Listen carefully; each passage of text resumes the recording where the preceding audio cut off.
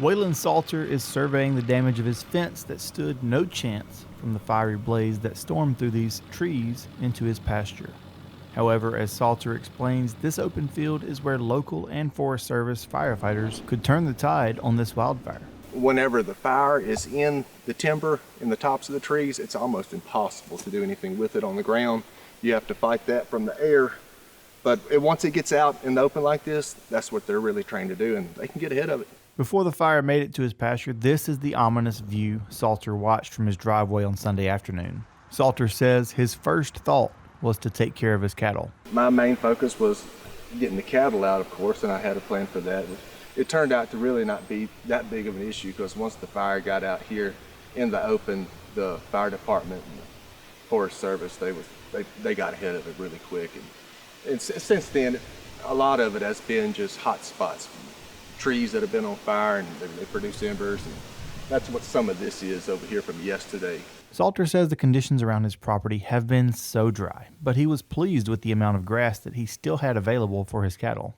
This fire changed that. Probably 30 or 40% of the pasture was still sort of green and palatable to the cattle. The rest of it has turned, kind of golden and brown.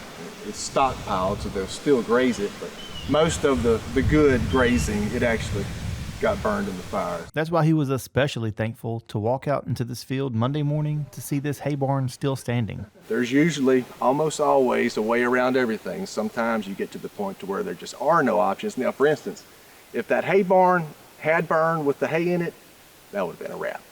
It would have been time to call Superior and get the trailers over here. For now, the cattle are soaking up the shade and recovering from a stressful few days. In Sabine Parish, I'm Karl Wiggers for This Week in Louisiana Agriculture.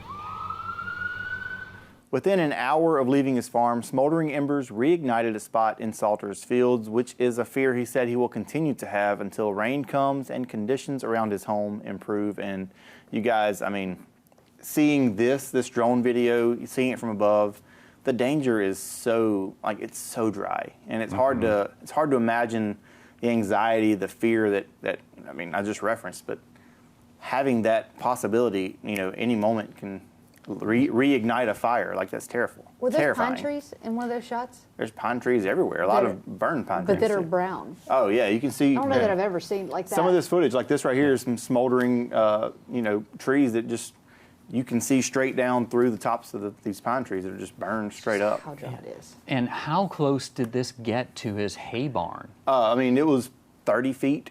One road area, kind of pretty much between one of these barns that actually burned down and his hay barn. You can see it right there. But what's terrifying, and I don't actually have video right here to show you, but it was about that close to his house. Oh, wow. There was a strip of the pasture that burned all the way down to the road, that Des Road that we drove in on, that was across the road from his house. What would he have done had it gotten to his hay barn?